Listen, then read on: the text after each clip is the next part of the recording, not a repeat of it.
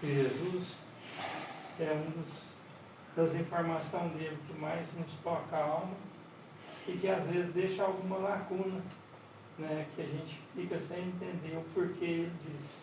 Né? Está no Evangelho de Mateus, no capítulo 5, versos 44, ele fala: sede perfeito, como é perfeito o Pai Celestial.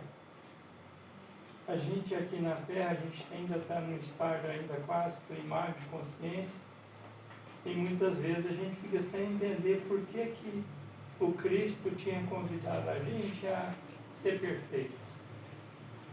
Quando a gente vai observar o Evangelho de Jesus, ele tem gradações nos ensinamentos. O Cristo não nos constrange no sentido de querer que a nossa evolução seja de um momento para o outro. Tanto é verdadeiro que a misericórdia do Pai tem sempre nos ofertado como esperança, né, através de múltiplas experiências no campo da evolução. Para a gente compreender melhor esses ensinos, a gente tem que entender as vidas sucessivas, as reencarnações. E que a evolução ela acontece em dois planos ao mesmo tempo. No plano terrestre, a gente tem como primazia o aspecto, né, que nos dá um recomeço. É como se a gente estivesse em uma experiência malograda ou errada e atingisse um grau de culpabilidade no sentido de ficar com aquela mente culpada, né? Por que a gente não agiu melhor? Se na mesma experiência não houvesse esse esquecimento, o erro se perpetraria. Por isso existe essa etapa, às vezes temporária, na matéria. Então, quando a gente atinge, vamos supor, um pai tem um filho, e o filho comete alguns desafios, ou crime, ou mesmo entra dentro de um aspecto de viciação letal, do qual ele passa a vida toda desperdiçando espaço e tempo. Deus não fecha a porta do arrependimento para nenhuma criatura. E é dado a nós outros, no momento que a gente retorna ao plano divino, ao plano espiritual, acontece o fenômeno da disjunção celular e nosso espírito acorda fora do campo material.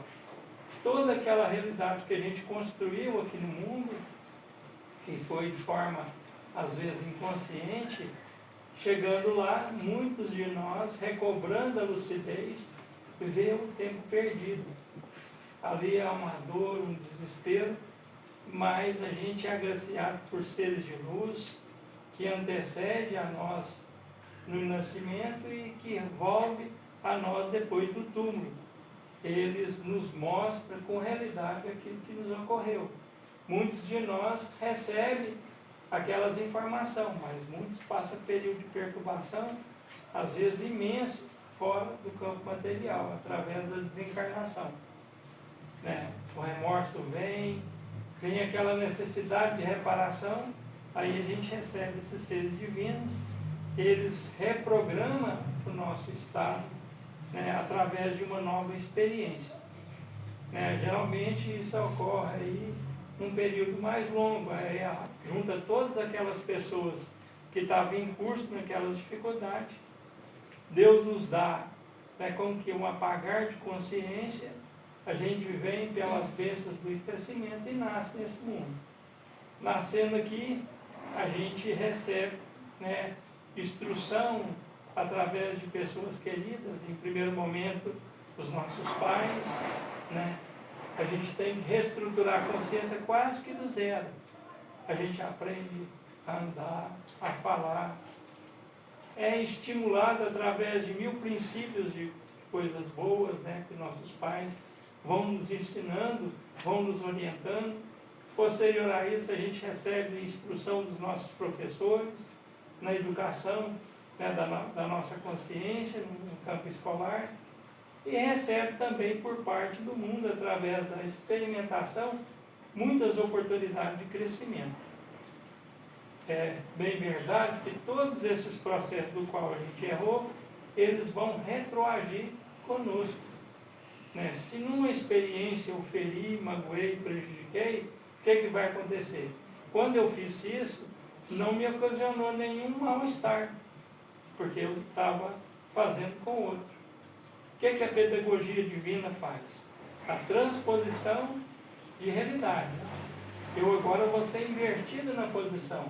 Se eu espetei, eu vou experimentar ser espetado, não como castigo divino, mas como oportunidade de verificar em mim mesmo aquela realidade. Então isso vai acontecer comigo.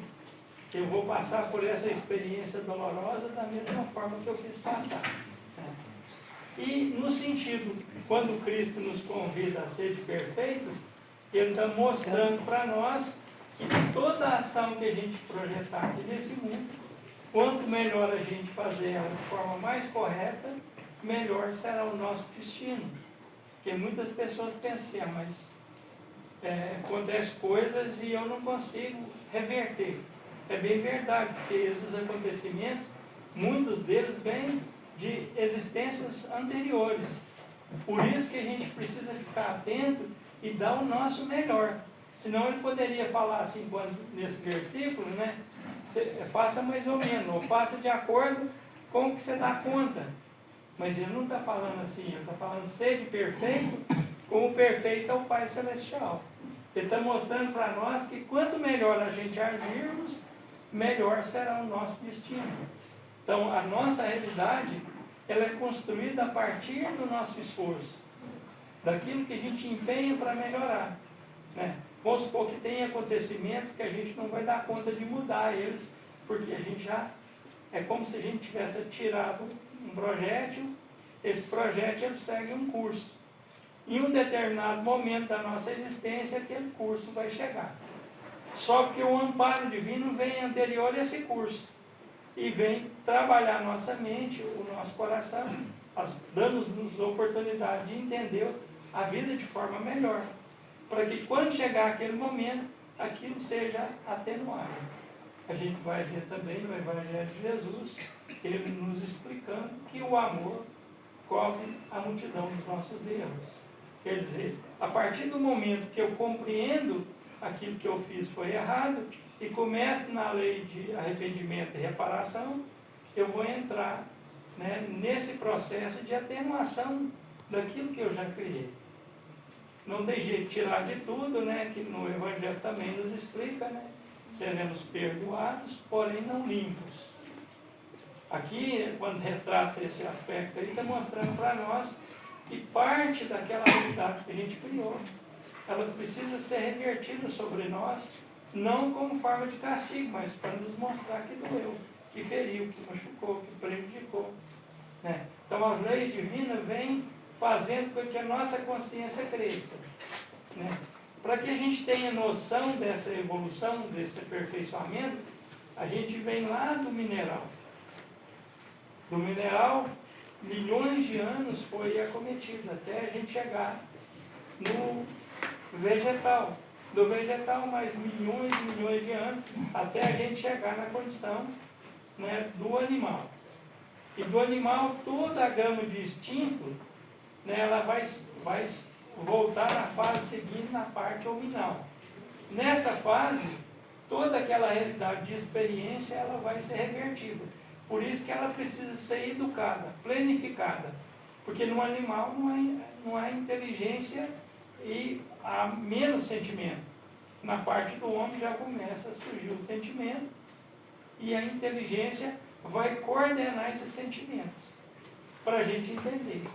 Porque, segundo o Livro dos Espíritos, a gente vai lá numa passagem, né, onde ele mostra que o mal, né, o que é o mal? Está explicando lá o que é o mal.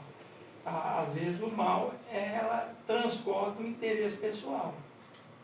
Às vezes a gente não quer passar a necessidade, né? Às vezes, muitas vezes, usando a esperteza, passa o outro para trás para obter resultado positivo e acaba com esse aspecto a gente entrando naquilo, mesmo a gente fazendo uma coisa que é para o nosso benefício, para o benefício, né, daqueles que a gente amamos, né? Quantas e quantas pessoas se submete muitas vezes a crimes, a roubos, a coisa em favor dos familiares.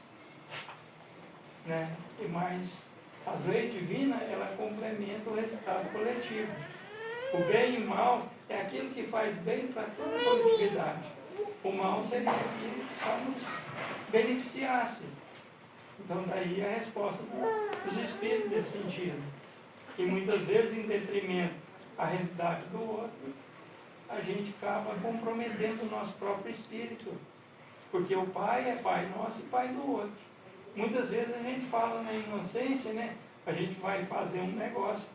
A gente pede a Deus para fazer um bom negócio.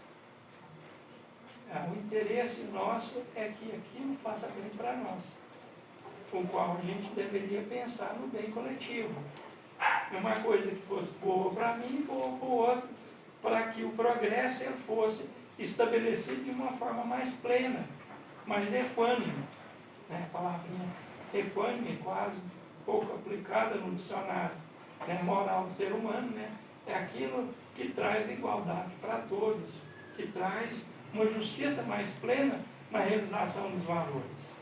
Então, se eu fizer um bom negócio, logicamente o outro está fazendo um mau negócio. Né?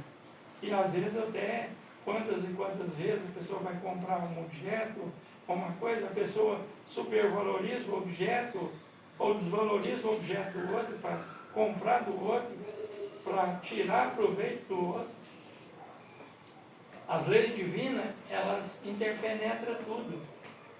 E essa equanimidade do plano divino é para todo mundo, porque a gente tem que gerar progresso, mas porém que esse progresso seja beneficiado todas as criaturas. A mesma coisa no contexto moral. Muitas vezes, em detrimento das nossas próprias necessidades, a gente às vezes utiliza das pessoas, né? Faz com que as pessoas estejam aqui nesse mundo nos beneficiando, né? Às vezes em forma de amor, de carinho, de atenção, de até de coisas materiais, enquanto o nosso interesse circunscreve tão somente naquele aspecto. A gente poderia ter uma permuta mais completa, mais divina, doando a nossa parte de carinho e amor. Porque não adianta eu mostrar um comportamento, né, na aparência e no mundo interior, eu carregar, né, às vezes aquela esperteza, né, aquela sagacidade. Deus conhece a nossa consciência. Ele não julga as criaturas, mas existem as leis que coordenam e que reajustam todos os processos de desequilíbrio humano. E ninguém escapa daquele momento onde a gente perde a indução da estrutura molecular do corpo, né? As células se desassociam e a gente volta ao mundo espiritual lá, né? Como que passasse num filme todas as nossas experiências num minuto. E ali a gente verifica por A mais B tudo aquilo que a gente criou no espaço e tempo da nossa existência. Porque todos nós temos uma programação, temos uma diretriz. Ninguém vem para a matéria sem objetivo. O objetivo é evolução, o objetivo é crescimento. E esse crescimento depende de melhoração em cada proposta que a vida nos coloca. Porque a gente está abrindo caminho ou fechando caminho, de acordo com o nosso próprio comportamento. Então, se a gente beneficia o estado coletivo das almas, né, que é uma das leis divinas que Kardec fala, da lei de sociedade, que a gente não pode fugir, porque a gente não tem auto-independência de nada, a gente precisa do estado coletivo das pessoas, que tudo que movimenta na nossa vida depende de outras pessoas, né? E quando a gente age com bondade, quando a gente faz a nossa proposta aqui nesse mundo, a gente vai ver, por parte da própria vida, caminhos se abrir para nós, né? Embora a portinha estreita, é um tanto quanto difícil passar nela, porque ela exige um pouquinho mais de esforço da nossa alma, de mais tolerância, de mais paciência, de mais perdão, de mais indulgência, porque quanto a gente gostaria, né, se a gente tivesse errado e o outro tivesse um pouquinho mais de tolerância. E às vezes as coisas podem mudar. Aquele que hoje nos prejudica, se a gente saber lidar com ele e ganhar a amizade e o carinho dele, amanhã vai ser o nosso benfeitor. Vai ser aquela pessoa que nos ajudará. Se eu estou na condição humana hoje de um patrão, se eu trato bem meus empregados, porque não vai ser sempre que eu vou estar naquela posição. Um dia eu posso ser também empregado. Já pensou se eu trato mal essa pessoa e essa pessoa amanhã for o meu patrão? Né? Me sujeitar da mesma forma que eu sujeitei? Né? Então a estrutura da vida, ela movimenta nesse sentido. Né? Quando Jesus fala sede perfeito, o objetivo dele não é instantaneamente que a gente atinja esse grau de consciência. Cada um de nós terá no curso dos milênios, de cada experiência, de cada existência, né, um pouco mais de chance de estar fazendo melhor. E muitos de nós estão olhando o mundo ainda como um estado que, as pessoas estão vendo o mundo aparentemente em desequilíbrio. O olhar humano é desse jeito, porque ele olha o nível de mal que estabelece no mundo. Mas o progresso, de certa forma, ele está sendo alçado porque o reino de Deus, ele não é com aparência exterior. Ele não acontece, ele vai acontecer no campo íntimo da alma. É no nosso comportamento, na nossa maneira de ser. Né? Quando eu trabalho na construção civil, a gente vê constantemente reformas, né? Quando é uma casa que é derrubada, feita outra nova, tem as reformas, e essa reforma, quando ela é feita, a gente vê as coisas tudo fora do lugar. Então a terra está sendo reformada. Parece que as coisas estão tudo soltas, tudo sem lugar. Mas o Cristo, quando retorna para nós aqui, sai do sol das estrelas e habita junto conosco, o pensamento dele coordenou a nossa evolução. Há 4,5 bilhão de anos, ele programou essa evolução para todas as criaturas. E a perfeição, ela é algo que, querendo ou não, a gente vai atingir, porque é o objetivo de Deus. O Pai é perfeito e a sua criação é perfeita. A imperfeição está no curso da realidade que cada um desenvolve com o livre-arbítrio. Nós temos liberdade de escolha. Muitos dos nossos erros que a gente cometeu, a gente recebeu uma anterior informação. Algo dentro de nós falava para nós na intimidade do nosso próprio coração: não faça isso. Não faça isso, porque isso vai comprometer seu estado evolutivo. Mas a gente não escuta, a gente não dá ouvido. Mas a orientação é dada. Quantos e quantos esforços de seres que evolizaram a nossa reencarnação, seres de luz que estão do lado de lá, torcendo para o nosso progresso. E eles sabem daquelas faixas kármicas que a gente vai enfrentar. E eles nos incentivam a fazer o bem, a amar mais, a perdoar mais, a ser mais leal, a ser mais honesto. Né? Esse incentivo divino, ele é feito constantemente. A gente está na evolução em 2 planos ao mesmo tempo. Nós temos uma vida material aqui nesse mundo, mas constantemente, todas as noites, salve a exceção, porque a gente tem a liberdade de permanecer no leito, mesmo em estado de libertação do espírito, na hora de sono. Todos nós somos, às vezes, levados para escolas do mundo espiritual, para orientação, porque eles sabem dessas faixas kármicas que vêm nos ajudar. Falar para a gente mudar a atitude, mudar comportamento, mas aí a gente tem a liberdade quando a gente vem para o corpo. Por que a gente tem um esquecimento?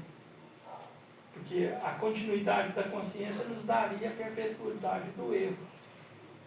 Por que a gente reencarna? Muitas pessoas perguntam, por que a gente não fica só no plano espiritual? Lá é dimensão, divisada por frequências, né? Vibração e frequência.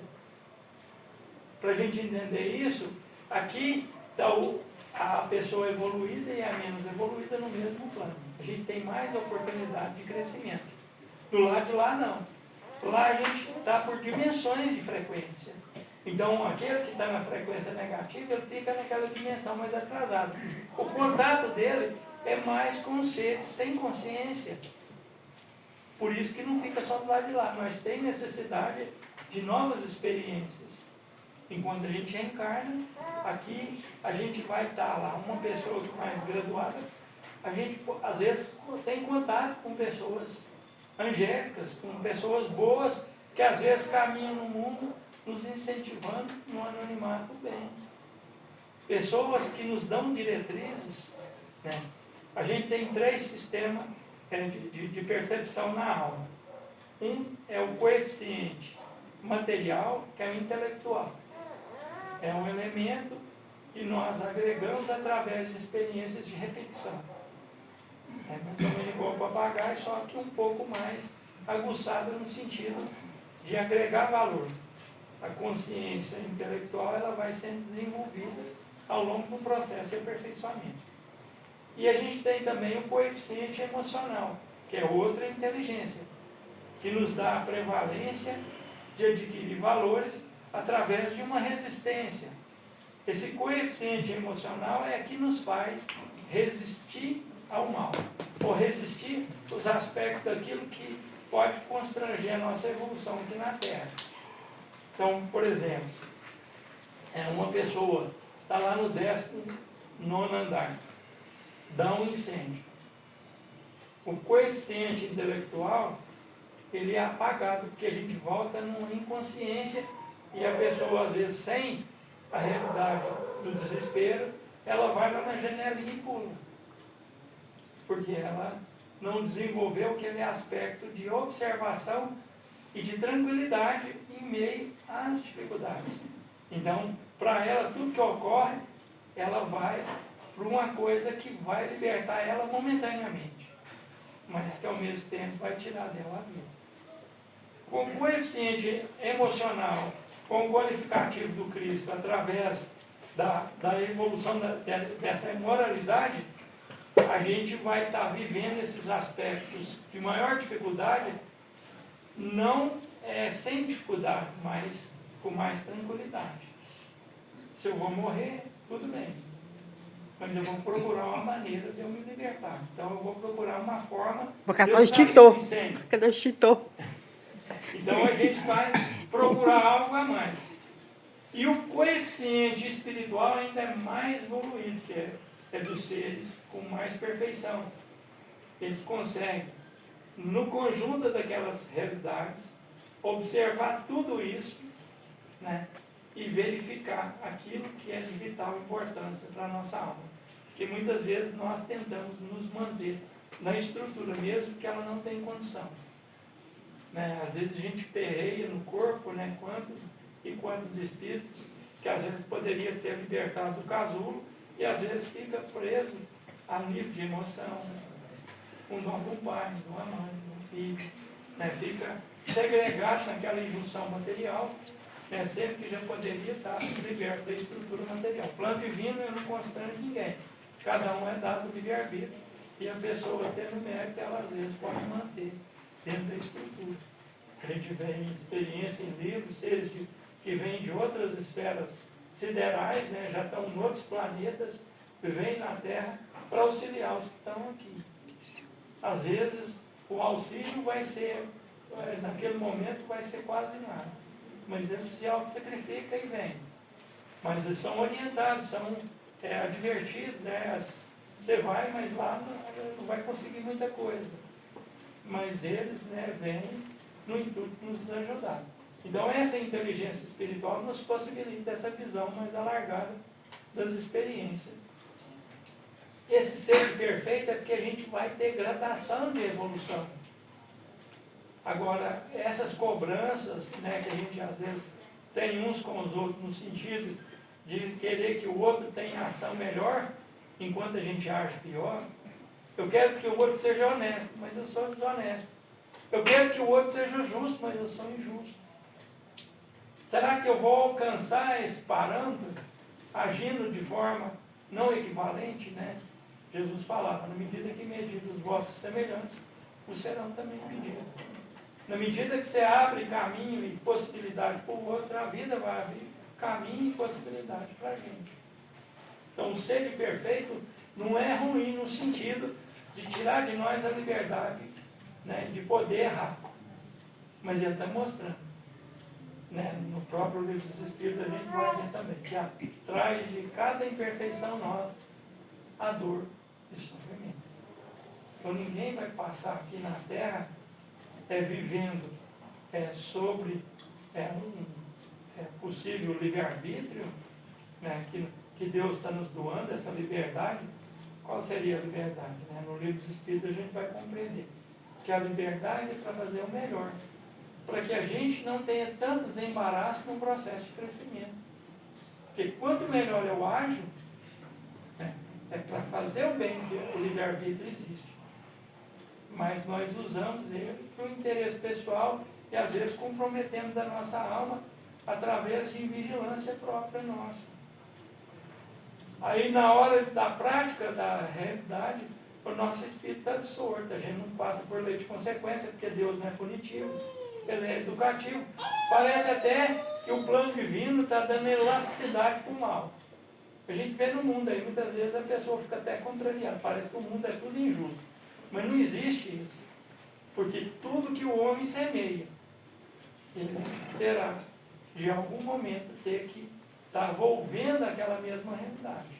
Então não é uma coisa que acontece, que Deus está dando oportunidade para o erro. Não, Deus deixou um mecanismo no próprio mundo interior da gente, cada célula do corpo, né? Quando eu estou com mágoa, com ódio, com ressentimento, o que é que eu estou fazendo? Eu estou me auto-prejudicando, porque eu controlo as bilhões de células que estão no meu comando. É eu que estruturo elas, é eu que coordeno elas. Se eu utilizo essa energia de forma ruim, eu estou me desgastando. É como se eu tivesse uma brasa para atacar no outro. Mas eu esqueço que a brasa está comigo.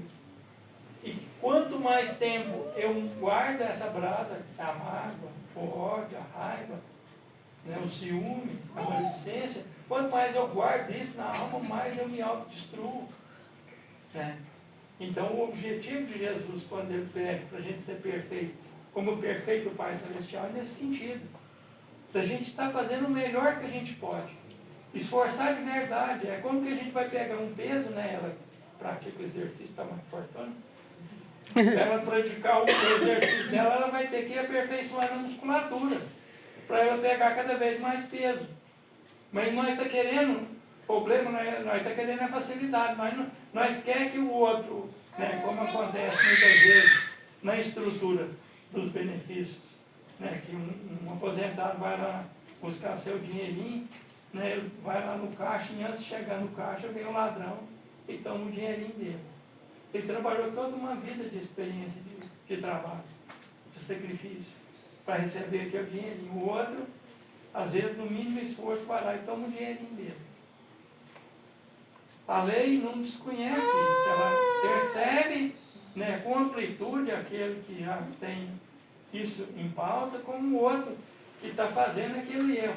Então vai se reverter o processo sobre ele vai ter que compreender.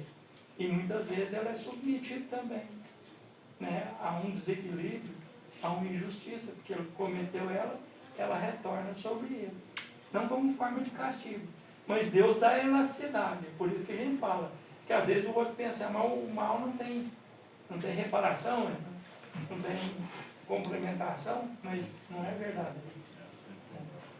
Então, cabe a nós entender que quando Jesus está falando para a gente ser perfeito, como é perfeito o nosso Pai, lá no Evangelho de Mateus, ele está nos incentivando a ter melhores comportamentos. Nós vamos errar diversas vezes, é natural, mas que a nossa postura seja sempre de recomposição, porque uma é a realidade exposta, que a gente chama de experiência. Ninguém vai ficar sem experiência, mas tem experiências que a gente vem repetindo há milênios e não modifica, e não muda. Por isso que Jesus está aconselhando a gente. Não age mais desse jeito, não faz mais dessa maneira. Observa, se mudar de lugar não vai mudar seu caminho.